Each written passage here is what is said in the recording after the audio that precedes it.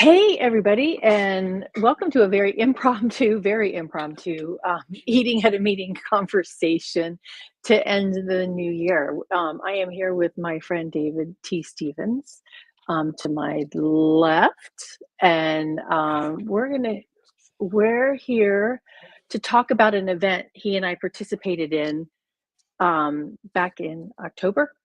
Is that when it was? Yeah, it was October. October during IMEX. It was called Beyond the Yes. Bar.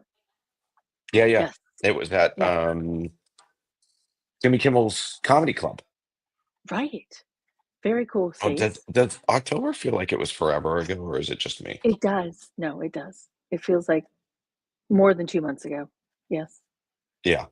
Yeah. Well, I mean, I It's guess well, it's that was the actually 3 beginning of months. October, right? So it's Mhm. like 3 months. Yeah, it's Yeah, almost it 3 months feels like ago. it. Yeah. Yeah, Yeah. it does. But the conversation that we had is really good, and I really wanted to have this conversation with you today because it's the kickoff of the new year. Everybody will be partaking in beverages this evening, but also tomorrow kicks off Dry January. So I wanted to have this conversation with you to recap what Beyond the Bar was and the importance of it and the conversation that we had. So tell everybody who you are as host of Return on Wellness. What is that?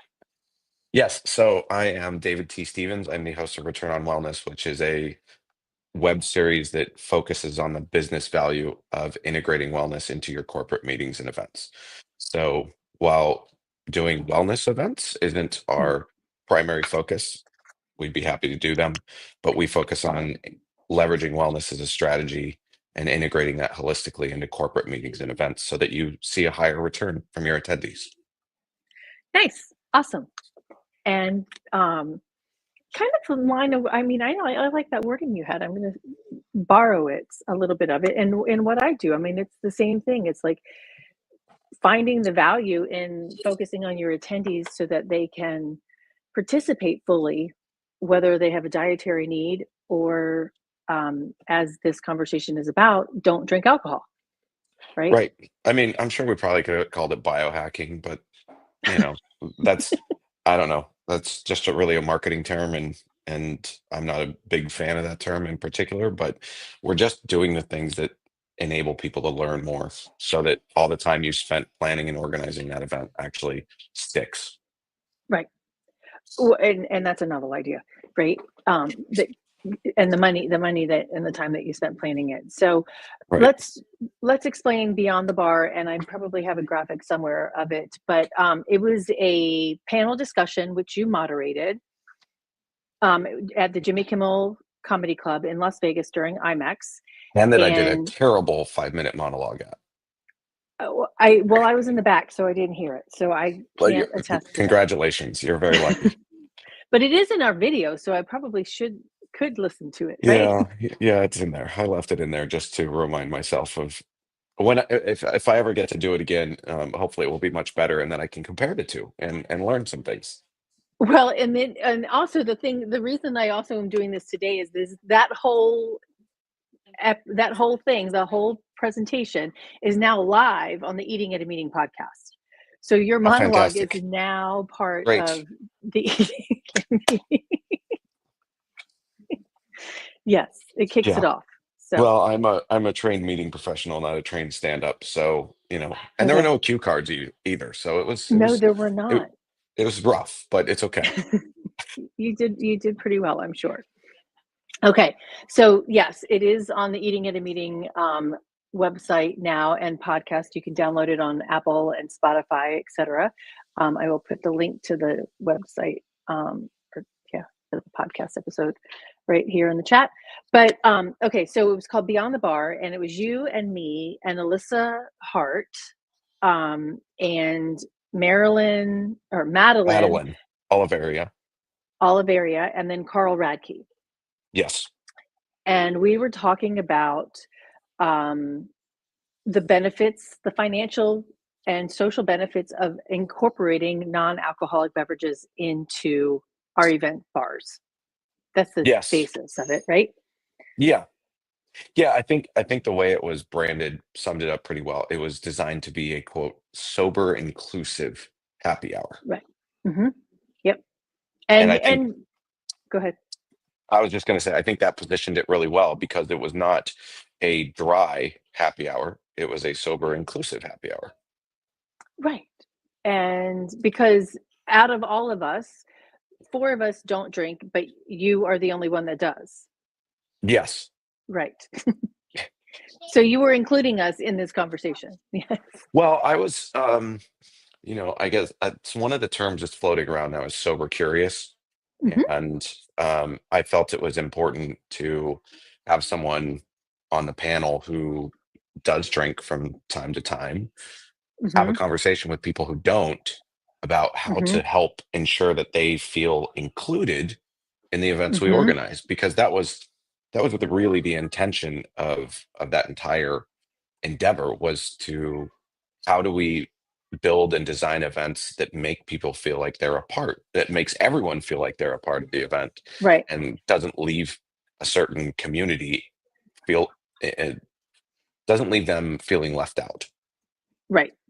Well, and the I'm saying hello. Okay, I'm looking over here at Instagram because we're on live on Instagram too. And so we've got Table Set Go and Goddess Rag, Site India, and Shara Cam. So Hi, thanks for everybody. joining us. Hi. Um, and it's no, I lost my train of thought.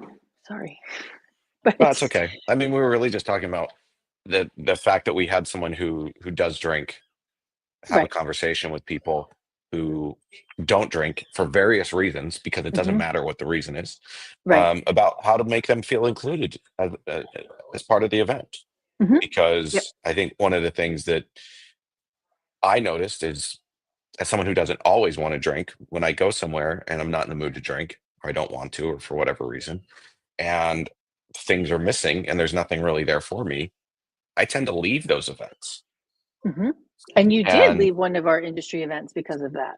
yeah, and I had actually a conversation with Alyssa, who was on the panel prior to that, Hmm. and she was like, "Oh yeah, all they had was Topo Chico, so I drink enough of it. I feel like I have a Topo baby."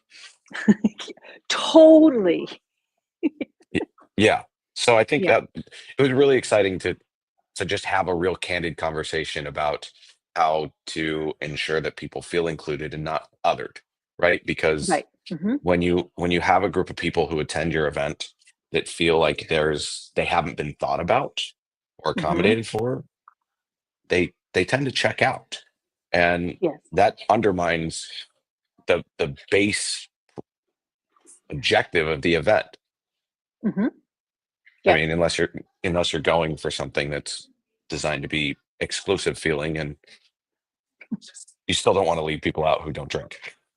Right. Well, and you want everybody to fully participate as they can, and you also want to give the people who maybe are drinking but want to stagger it with a non-alcoholic beverage in the middle of it, right? To help them stay through the event the whole time, right, and not get so drunk off their rear ends that they can't function because they're there for business or networking of some sort, right? Or even socializing. I mean, it should be for socializing as well, not necessarily building business, but just making new friends. Yeah, yeah. That's why we do all of this, right? We put Right. on meetings and events to bring people together. Hmm. And what happens when well, the event we spoke about earlier, I went to the opening reception, and the idea was you were supposed to go around to the different booths and see all the new products and blah blah blah. And they had nothing but fried foods and a bar that was alcohol, and the only non-alcoholic thing they had was like sparkling. It was beer and wine, and they didn't even have non-alcoholic beer. And then they had sparkling water, and that was it. And their objective was undermined by their bar because I was hungry, I was thirsty. They didn't have water, like regular water.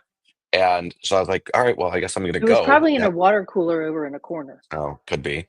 But I was like, all right, well, I guess I'm gonna go, and I'm not gonna see any of the booths that they wanted me to see. Hmm. Um, and then I ended up bonding with the other people that I left with, because there wasn't anything there for us. And so Mhm. instead, what we did is we bonded over commiserating about talking trash about the event, as Which opposed is to not us good. all spending time with each other at the event, talking about the cool things we're seeing. Right. Exactly. And yeah, because the event is bringing you there to be there and participate, and all those people who spent tons of money to have you come look at their booth now are not having you and what, four other people not look at Right. their booth. And we're just one group, right? There's Hmm. probably others. Right. Yeah. So what was your biggest takeaway about Beyond the Bar? Um, I think it's probably what Carl said. And Carl, because he said it so succinctly, he was Hmm. talking about, so he owns a bar called Soft Bar. So they don't Hmm. serve any alcohol at Soft Bar. And he said he was interviewing the bartender. Was it like 11 Madison Park, I think? Maybe, I think so. Yeah. Yeah. And because he was going to have him come work for him as well. And he said he was making him a non-alcoholic drink at the bar at 11 Madison Park. And he Hmm. said, Carl, just because you're not drinking alcohol doesn't mean you deserve any less of the experience of someone who is drinking alcohol. Because, you think back to those smoked cocktails and like all the Hmm. accoutrement and like all the different fanfare that they do around the cocktail. When you get a mocktail, it's like in a plastic cup, like you're a kid. Hmm. There's no reason you can't have that same experience for someone who doesn't drink alcohol. That was my biggest thing that really summed it all up, because what we're trying to do is ensure the attendee experience is even for everyone, Hmm. regardless of if there happens to be alcohol in your drink or not. Right. Well, and it made me think of a restaurant I was at the other day, and it's very, very similar to that. But I ordered water, and they're like, okay, well, the water cup is over there by the machine, and the water cup is this big, and then the soda cup that they give everybody else, or the tea cup, is this big. So why do I only get this much water, and then I have to go up multiple times? Why can't I get the bigger cup for my water? You know, I mean, why? Yeah, I think it's a really interesting. There's some got to be some psychological study behind it that hasn't been done yet, I'm sure, on how it feels to hold a different type of cup Hmm. than everyone else, right? And Right. I think that was one of the other things that came up at the in the discussion, is the fact that on the IMEX show floor, there were brands who were serving their zero proof elixirs in martini glasses next to the martini glasses with the alcohol, so that everyone felt like they were holding the same thing. And there was Hmm. others who were doing things in plastic cups, or if you go to an event and they're like, oh, you're getting the non-alcoholic beverage and it's in a different kind of glass than uh, the fun stemware that Hmm. they're using for the Right. alcoholic glass drinks. Right. So it was there's something to that. And Carl talked about this with his can design, was that he made the cans the exact same size for both the alcoholic version of it and the non-alcoholic version of it, so that everyone felt like they were holding the same thing. That's awesome. Yeah. Well, reminds me of this glassware maker out of Charleston, and I need to find her and share it. But she makes this beautiful custom designed glassware and all cake plates and all of that stuff. But it's like multicolored champagne glasses or multicolored things. So like you could get it like everybody else has the red glass, if you're getting one with alcohol in it, and then the people without alcohol in it get the blue glass, the blue Yeah, crystal. I mean, it's the same type of glass, but it's a different color. So then your bartenders know, right? right. Yeah, yeah, yeah. Yeah, but I nobody think else it's just would know. I think the whole thing is there's a lot of people who don't drink that don't want to have a discussion about why they don't drink. Right. Hmm. And by giving people something that feels the same as everyone else, they potentially don't have to have that conversation. Right. And because Hmm. they don't have to, they don't need to. There's no reason for them to. Like Right. it's no one's business but their own. Right. And when you can do something that makes everyone feel like they're just part of the event, then it's one less thing that makes that person feel like they have to, because they might not drink for a very personal reason that they're not comfortable sharing with people, Right. or maybe they Um, just don't like to. But either way, right. nobody wants to talk about it. Right.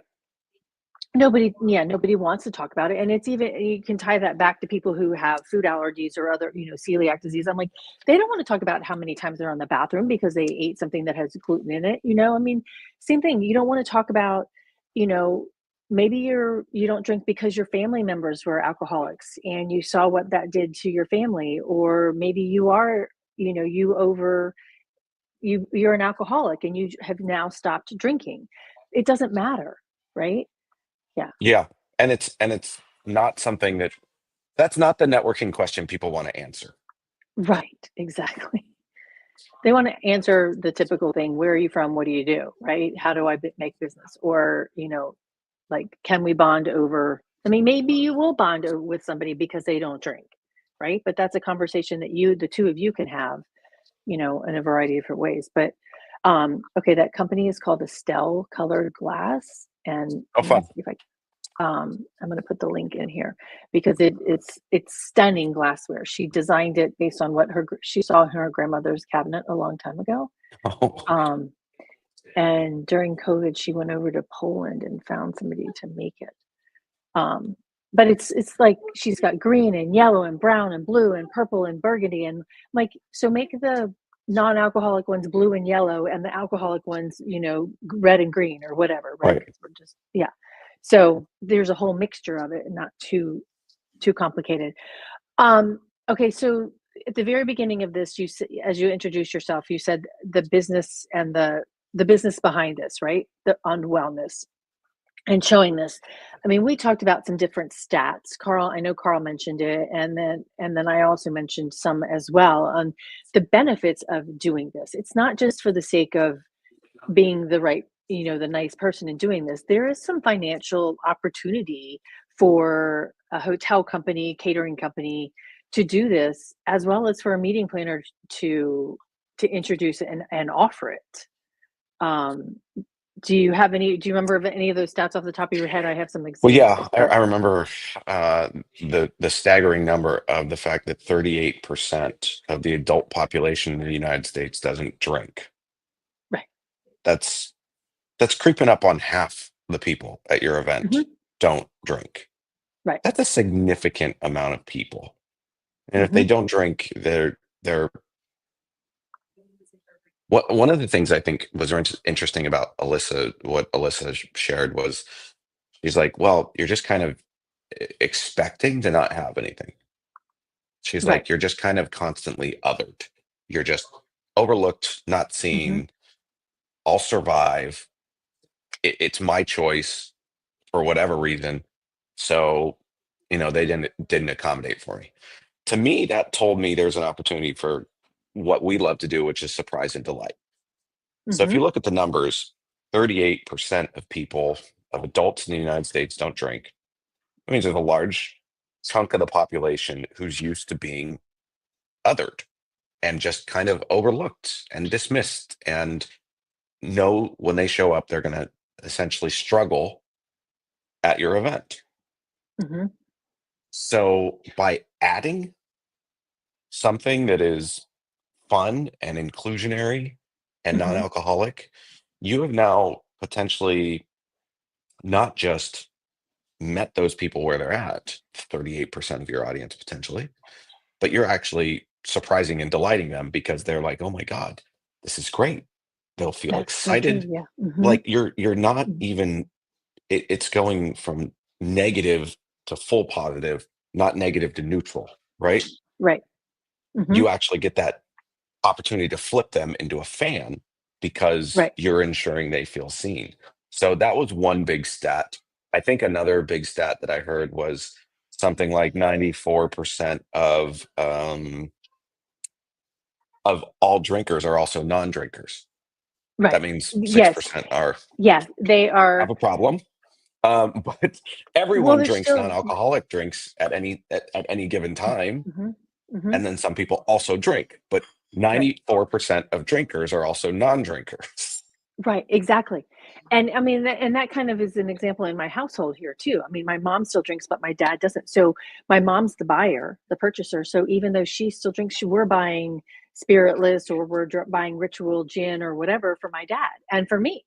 So our household is split 2 to 1, actually, based on what we drink in our household. So it's like 94% of people who of the purchases of non-alcoholic beverages are made by people who still consume alcohol.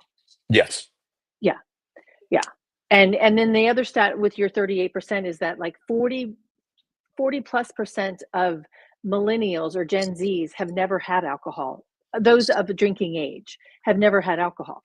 So if Never. you're large contingency, right, never. And if you're a large contingency, if your attendee base is a large contingency of them, are you just going to sit there and throw out, here's your beer, here's your gin and whatever, and expect them? And especially, and so let's talk about numbers there. I'm like, depending on what type of bar you're having, you're a meeting planner and you're going to say, okay, well, I'm just going to do an open bar. And you're going to pay what, 20, 30, 40, $50 per person for, I think it was, for per hour, for everybody to drink. I'm like, and then you need to go back and look at your consumption reports and see what did get consumed. And if you just paid that much money per person and they only drink soda or water, you just got ripped off Yeah. Well, or that's wasted your what money. Madeline brought up is that Hmm. they would have their women at Amazon events, Right. and Hmm. they would have beer and wine, and no one would touch it. Hmm. And they were paying these bartenders, and they were paying to have beer and wine at their events, and it was completely going untouched.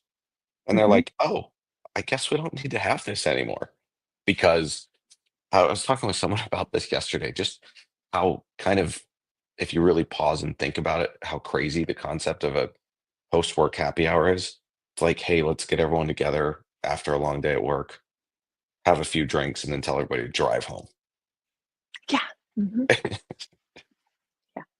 All right. Naomi just piped in here. I went to an event this summer in LA and a speakeasy was part of the group that wanted non-alcoholic option. There was a great server who said, okay, pick a word and I'll surprise you. People chose things like spicy, smoky, fruity, floral, herbal, and the results were delightful and joyful. I felt connected with everyone. There was a result of sharing that creative moment. Oh, I love that, Naomi. Thank you. Yeah. And even actually at IMEX, Hard Rock did their event in the hosted buyer lounge. And so Naomi, similar to that is like you picked your favorite type of music, Yeah, and then it was like a eh, song. So you picked a right, song on Spotify, and it exactly, would craft you a cocktail with or without alcohol. That was your choice. right, Um, based on the type of based music. on your song. Yeah. Yeah, Super cool. I'm like, That company, that was Hard Rock who brought them in, but that right, company is a standalone company that you can hire at any virtually any event. that's awesome. Yeah. And it works with the hotel because they buy all the ingredients for, and it's all Hmm. done with a robot. It's all AI driven, and a robot makes the drinks, but you buy all your ingredients from the hotel. So they're not feeling, you're still working towards your F&B minimum. You're not bringing in outside beverages, that kind of stuff. Hmm. It, you buy all Corkage your fee, all of ingredient, that stuff. Yeah. right? You buy all your ingredients from the hotel, and then they just stock their robot with the liquids, I guess. Yeah. Um, the liquids from the hotel. The liquids, yeah, and it was really cool. I can probably find some photos, but it was a really cool concept. And people, some people were like, what, there's no bar? I'm like, no, you had to go up to this thing and experience. So there is another thing of communicating or sharing, that concept, because there was just one, which is fine. But it was a fun engagement, um surprise and delight, Yeah, right? well, and the fact that you could just choose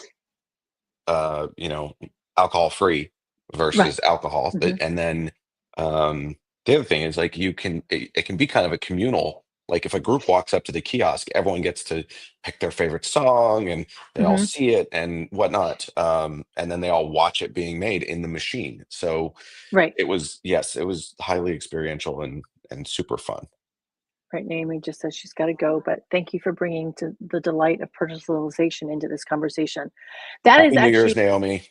Happy New Year to you too. And the one thing that the word personalization is in the MPI end of year, like what's our forecast for 2025? That's actually was my word. I'm like, there it's going to be so much more personalization and premiumization. It's a hard word to say, in 2025, premiums. Yeah, Make and how do you do that? You surprise and delight. You make sure that everybody's got what they need and to yeah. fully participate.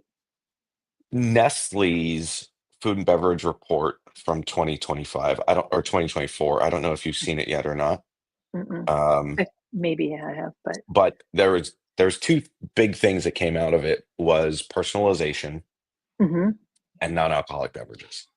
mhm, Those were like two of the five hottest trends for 2025. Is it, and so what that made me think about, I wrote an article about it, is doing like a customizable hydration bar where mhm, you have sparkling water so that people can choose if they want still. You have a bunch of different kinds of fruits or maybe some sugar-free syrups or things of that nature. You maybe have some salts or electrolytes so that people can add as much as they choose, but like creating an actual hydration station that's mhm, customizable, and then you're hitting two of those needs right on the head, right? People can choose what they want, and mhm. um, you're also able to meet that demand of people who are interested in non-alcoholic beverages. And what a novel idea, right? It's the and just kind of also on that same note there too is that when we're looking at the finances of this, right? Um, we talked about, your um Madeline said that, they found out they were wasting all of that money. But on the flip side, too, is like, what if you have a food and beverage minimum? I mean, and it depends on where you stand on food and beverage minimum. Some people, planners like to keep their food and beverage minimum high to meet that. And others like want to negotiate it all the way down um, to go over to however you want to meet it, right? And that will probably change a little bit going into 2025 as well, maybe. But what if you could spend instead of relying on $5 sodas, you instituted that non-alcoholic beer or that non-alcoholic cocktail at that higher price point, right? You as a meeting planner are going to meet your food and beverage minimum faster while also customizing and offer that premium experience for those attendees. Yeah, and I think that's you're touching on something that we talked about at the event as well, which was the cost of Mhm, non-alcoholic beverages versus the cost of alcoholic beverages. mhm, And something that was interesting that Carl brought up is that they actually spend more on producing their non-alcoholic line mhm, because there's no alcohol to mask any of the flavors. So they have to mhm, use really good ingredients because you can taste everything. mhm, So I think for people that are, I had this conversation with someone yesterday as well. We were talking about should non-alcoholic beverages be the same price as alcoholic beverages, and I think it's kind of a mixed bag. I think if you are if you're doing something that is not using a zero proof spirit, then theoretically it should probably be cheaper because right. it's probably lime juice or lemon juice or maybe a little bit of pineapple juice or whatever. It's probably some type, maybe a little puree, but it's going to mostly be sparkling water or something of that nature because otherwise Mhm, you're getting a smoothie. uh, right. the Whereas if you're adding that free spirits bourbon or something of that nature, then I see that as a true, let's call it mocktail, because it's pretending to be a cocktail in all fairness. Mhm, But that you have to buy that bottle of that zero proof spirit. So I can Mhm. see it making sense that those are the same price. But I think if you're doing fresh, bright, calorically conscious, zero proof beverages or soft cocktails, Right. I don't know that they need to be as expensive as a regular alcoholic beverage. I mean, I there is, like if you're curating a beverage, right? You're curating a drink. There does take some mixing and matching, and there's some expense in that and trying to figure out how it works. I get that. I don't want you to give me like you just one bartender put at an event in South Carolina mixed Shasta with cheer wine and called it a mocktail. Um, I'm like, "No, you can have this back, thank you very much, I don't want that," because that is not caloric, it's not happy, it's just sugar. And then I had one the other night, and I was all excited about it. I said, "I want some ginger," and he had ginger beer, and then he's like, "Oh, I topped it off with some Coca-Cola to make it look like a dark and stormy," and I'm like, I was excited about it when I looked at it, and then when he said that, I was totally turned away. He only charged me $5 for it, so I was okay with that, but I'm like, I didn't even finish it because 'cause I'm like, "I didn't want Coke. I didn't Yeah. ask for soda," right? I I mean, asked. I respect him trying to be Right, creative and yes. having fun with it, but I mean, how did it taste?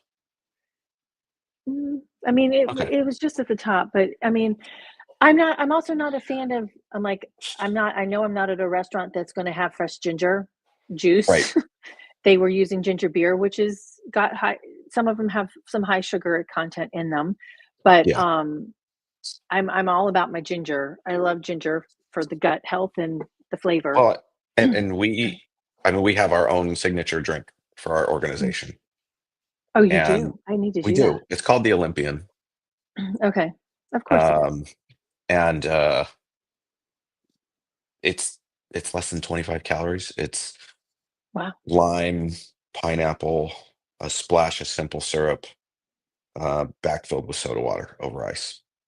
Okay. See, you lost me at the pineapple. I'm not a fan of that, but Well, that's okay. yeah, But that's my I choice, right? yeah, Yeah. I had a server down at a restaurant in the Caribbean who made it for me, and I was like, "Why isn't Okay. this on the menu?" It was in a, like, nice big glass with a lime Mhm. wedge on the edge and a sprig of mint. Oh, it's muddled with, cucumber and mint as well, Okay. and, and there's a sprig of mint in it and the lime wedge, and it's, like, kinda soft, bright yellow, and it was Mhm. delicious. It was refreshing, it wasn't too sweet, and I was like, why isn't this on the menu?" He's like, "I don't know." I said, "Well, I'm gonna take this recipe." He goes, "Alright, cool." Well, So, and I I've hate recreated it cucumbers, but many I times, and love it's cucumbers delicious. in drinks. Yes. Yeah, Mhm. Yeah, I can't stand eating cucumbers, but I love but them in drinks. it's like 25 calories for the whole That's thing, awesome. That's and fantastic. that's all it needs to be. I mean, at South by Right. Southwest last year, LaCroix had an entire bar that didn't have a single alcoholic beverage on it, but Wow. because they have so many flavors of sparkling waters, they Mhm. could make all these alcohol-free cocktails Right. that were, you know, under 20 calories. That's awesome. Yeah, I mean, and they're refreshing. They're not. yeah, Yeah. They want you to have another one, which is a good thing, right? right, Um, and enjoy it and tap a glass. Here's cheers to that drink. exactly. Okay. Any other I'm looking at my show notes from that episode, and one of the quotes here, um, and it kind of goes back to what you said a few minutes ago. This is from Alyssa. Non-alcoholic beverages should be more than just alternatives. They should provide a whole experience. Yeah. Yeah, Well, it's like what we yeah, were talking about before. yeah. Like, it Hmm. regardless of if there's alcohol in your cup or not, Right. you should get the same experience everyone else does. Yeah. And then on the same kind of similar note too, as Carl said, offering non-alcoholic options helps break the stigma and promotes inclusivity. Yeah, 100%. Yeah. Yeah. So, all right. Well, we could talk about this forever because you and I are on this, but today is New Year's Eve. Um, you just described your cocktail, your non-alcoholic beverage, and it is the start of tonight at 12:01 is the start of Dry January. So, but over and above just sticking in January, what do you want? What are your wishes and wants from hotel? And I'm going to say it's just the event side of our hotels and convention centers. I'm going to say that there's probably some not, well, I know some hotels that don't do it, but the restaurant side might have a bartender that's capable of making a non-alcoholic mocktail, right?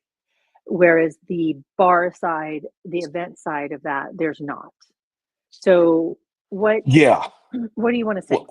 Well, I think this is the same reason our agency exists. Hmm. There's no shortage of corporate wellness programs, Right. but when they do a corporate event, it seems to all go out the window. Hmm. And it's kind of the same thing that tends to happen with banquets at hotels. You can go downstairs and experience a great, enjoyable, zero proof soft cocktail at the bar. And then you ask the banquets team, hey, can I get that at ours? And they're like, no, we don't do that. Right. Well, but you're in the same building. How do you not have the same offerings across the board? So to me, it's kind of this parallel path that I don't know why we're struggling so much to get the bars or restaurants at hotel properties to be more integrated with banquets Hmm. because and I'm going through this struggle right now with a venue is they get so ingrained and comfortable with their rinse and repeat, especially if Hmm. the CSM's been there for like 10 years or more. They just tend to get a little like anytime you want to do something different, they're like, oh, I don't think we can do that. And Right. no, you can do it. You just don't want to do it Right. because you just kind of want to trudge through it and check the box, whatever. I get it. But I think that's why it's good for people to move around from properties and change jobs and whatnot Hmm. because it gives them a fresh perspective. So that being said, I want to see banquets up leveled to include the offerings that the property has as a whole. That's what I want to see in 2025. I'm not a dry January. Hmm. Um, I just am just for the fact that I don't drink in general, but well, yeah, you're dry annually. right. Yeah. Um, it's just because to me, it's like I honestly I don't drink enough that I feel that I necessarily need a full Hmm. month off. Hmm. Um, but I think regardless of if you're doing an event and people are doing dry January or not, you because your bar offering should be the same in January as it should be in February. Yes. So if you're making the efforts to think through your menus, to push to your hotels what you're looking for, just make those requirements standard for the rest of the year. Exactly. All right. Here's James Flitz. When I worked in hotels, if a customer asked me for mocktails and banquets, I do it 100%. Probably batch create them like other high-end cocktails we make. Sometimes cost becomes the question more than anything else. That's a good that's a good point. But I'm also thinking like, okay, a bottle of spiritless or a bottle of ritual. Hey, mom. Oh, she left. I could ask her how much a bottle of ritual costs. But I think it's like 36 bucks for a bottle of ritual. And which is a non-alcoholic gin or whatever, right? I mean, that's the same bottle, the same cost as a bottle of Tito's, the same, the same quantity of that. So why can't you hold Yeah, I'm that looking at on? I'm looking at free spirits and they're Right, $35 a bottle. right, yeah. So, and when you're calculating out, I mean, because okay, let's now go to a bar in Las Vegas that you're going to go buy a table, right? You're going to calculate it out, which I don't do because I can't afford this bottle of tequila, this bottle of whatever it is, vodka. It's what, $700 a bottle for that table No, no, because no, the no, no. It's like $700 for a six pack of Coronas at a table in Vegas. A bottle is usually 1,500. right. correcting me. Okay, sorry. All right, and James just said I wouldn't charge more than Tito's, but sometimes people expect them to be so cheap. 100% agree because they don't understand the curation of that too. James, Yeah. I don't know if you heard what we were talking about earlier, James. So Tracy and I were on a panel, and one of the gentlemen who was on the panel has a non-alcoholic beverage line, and he says it actually costs him more to produce the non-alcoholic beverage line because they have to use better ingredients because there's no alcohol to cover or mask Mhm. any of the taste.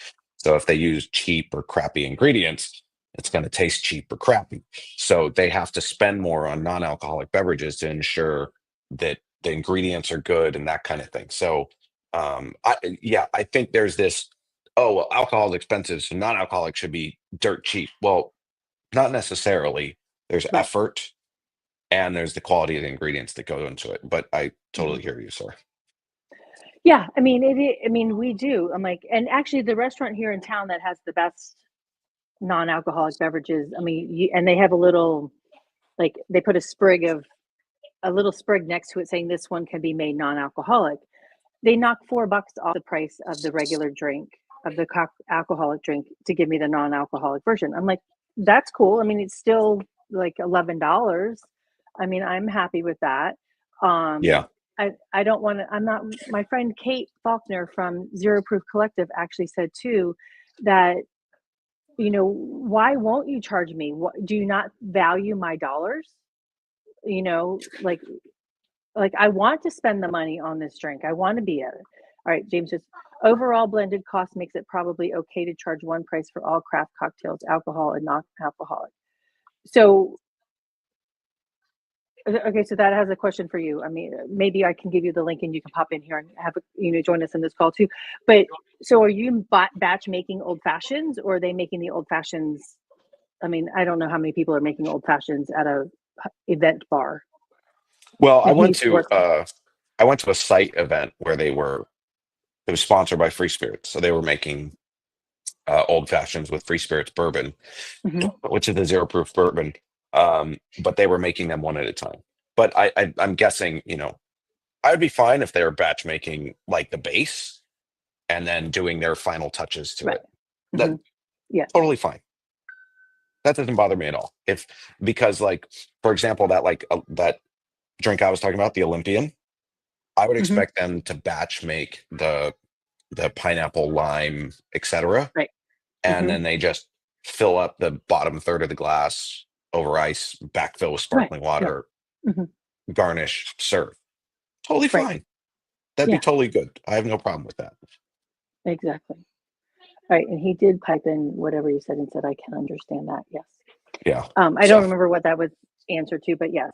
Um, we just want to make sure that there's options here. We want to make sure that they're you said it before we started the call. And yes, and I was hmm joking around. I had a call with Smart Meetings yesterday for an article, and I said, "Yeah, I think I might just start calling it the yes and bar." hmm You don't have to lose the alcohol. right.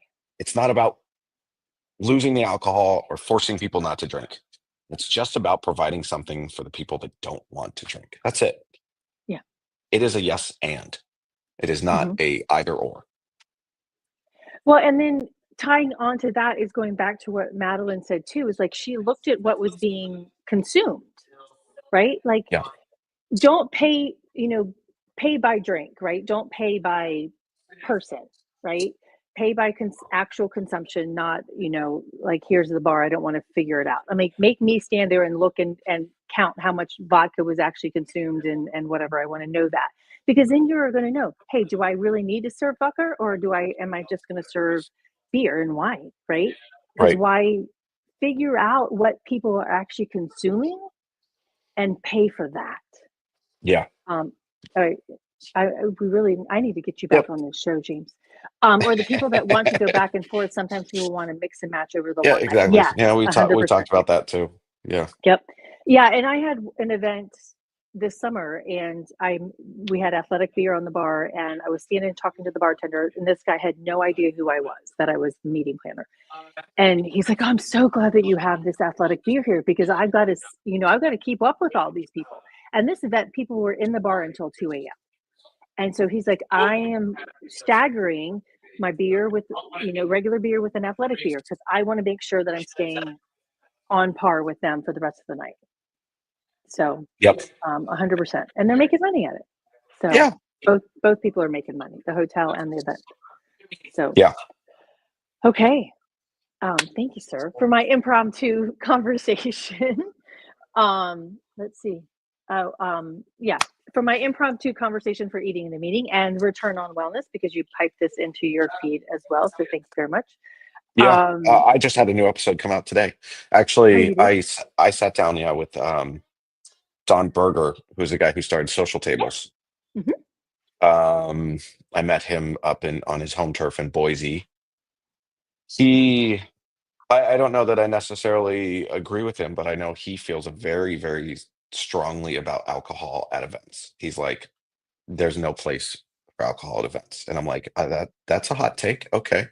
He's like, there's too much liability. There's too many opportunities Hmm. for something to go wrong. You're really just asking for problems. And I was like, oh, okay, well, welcome to Yeah, America where everyone is entitled to their opinion. right. Um, and I respect it, and I don't completely disagree with him. Um, but I think it's really about moderation as opposed to anything absolute. 100%. And there was, and James, I'm going to put your comment up here in a second. An event I did when I was in corporate years ago, and I was actually, my company was exhibiting at this convention. And the next morning, after one of the on the show floor receptions, um, the meeting planner for the convention's like, "Hey Tracy, let me tell you the story about what happened last night." And this woman came in and she registered for just day of, and she was drinking the margaritas that were being served, and she fell into the fountain. And I'm like walking down the hall with her, going, "Please don't be one of my people. Please don't be one of my people. Please don't be one of my people."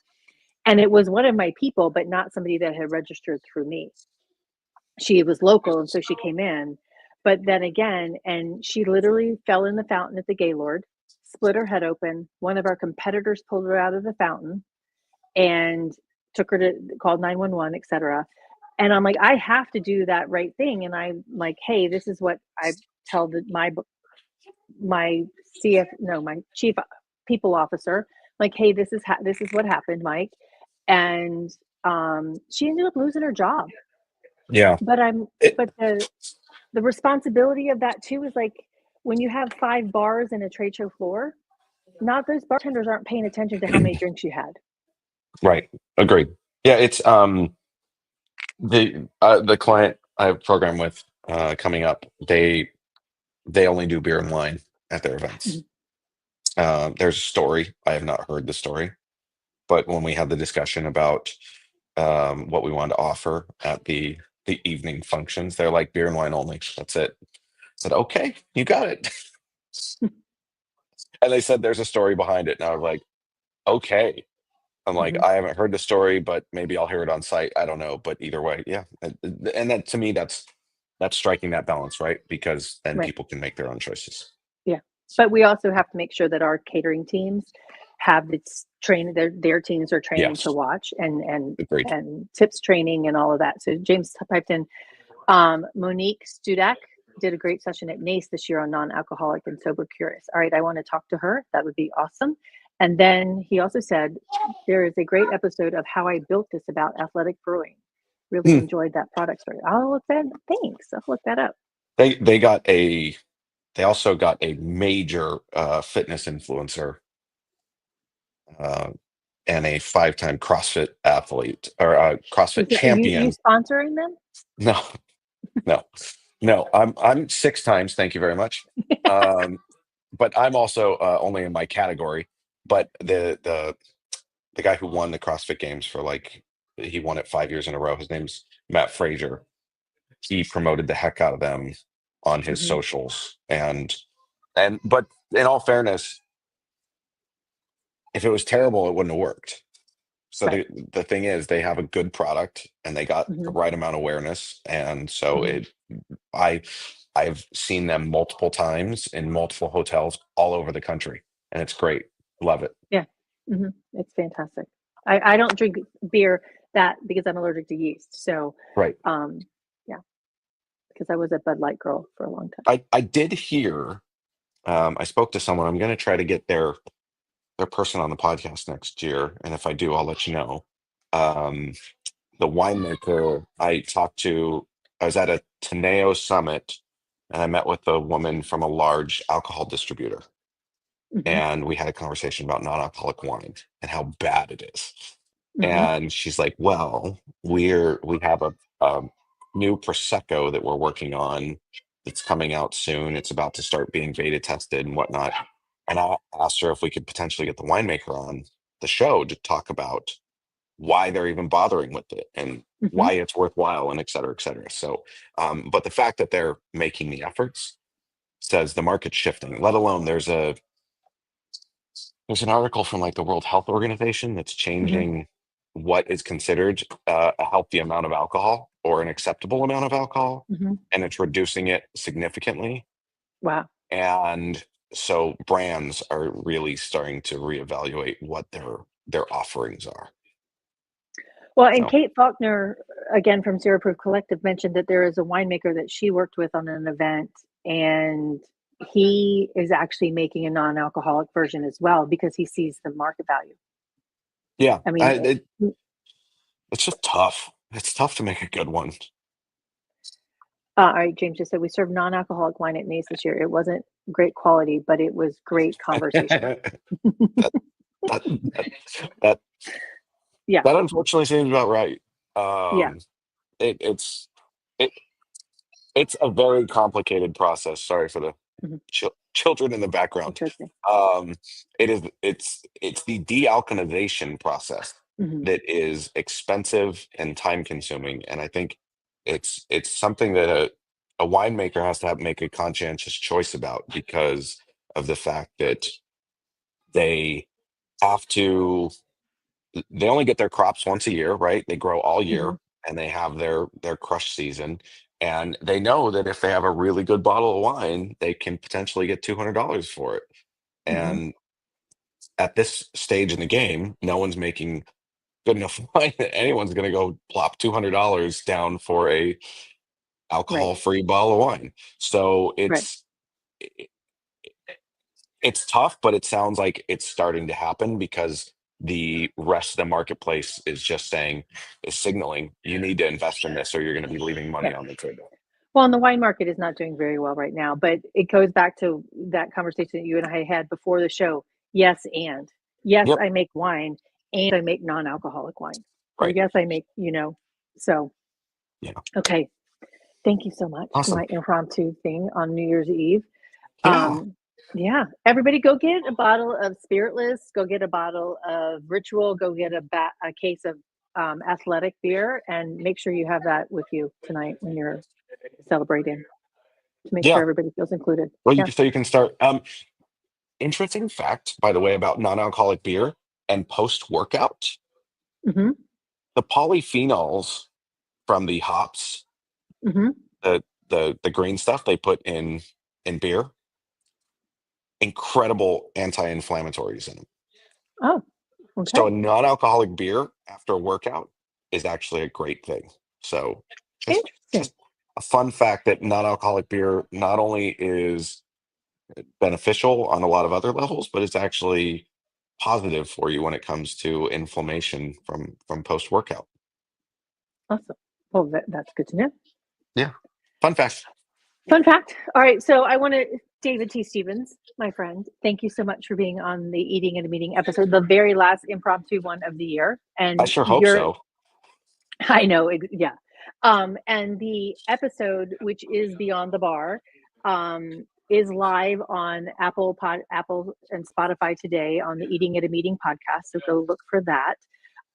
And if you want David and I to come speak on at your event to talk about this, please have us. We are a dynamic duo. What a workshop, right? Like the Right. thing Yeah. is if you're an agency that has a team of planners, or even your internal team that has a team of planners, and you just want to work through how to add more wellness into your Hmm. events and how to stack the deck for your team so that attendees leave more energized than exhausted. Yeah. We should come visit you. Yeah, we should. I talk about the food and beverage side altogether. He talks about wellness combined with the food and beverage. So we're a good tag team. So Yeah, absolutely. yeah, Happy New Year, my friend. Happy New Year to you, and I can't wait for 25. Yeah, me too. It's just in a few hours, actually. 12 hours or Yeah, 13 hours. But yeah, all right, we'll start then. that's James, probably why thank you for Naomi had to go. right. Probably, yes. Naomi, James, Wendy, Site India, thank you for tuning in at some point during the show today. We really Happy New appreciate Year, it. Site India. I think it's Yeah, is it already it's fun. tomorrow there? It may be. It might Yeah, be. I don't it know. might be. Maybe. So Happy Anyways, New Year to everybody. And I'm going to be back here on Thursday, eating at a meeting. We're going to kick it off with a conversation about the request for more vegan options at events in the UK. So interesting. yeah, it's from a catering service. So Awesome. yeah. So until then, everybody stay safe and eat well. And James, it is always a pleasure to talk to you. Thank you so much, my friend. I Fine, was James. actually I see talking how it about is. you at an event. Yeah, I know. Actually, we were talking about you at an event recently. Oh, I don't remember where I was, but we were talking about you and we were raving about you. So thank you for tuning in. David, I love you too. Thanks. All right. Bye. Stay safe and eat well. Bye. Let me take a photo of us before you leave. Bye.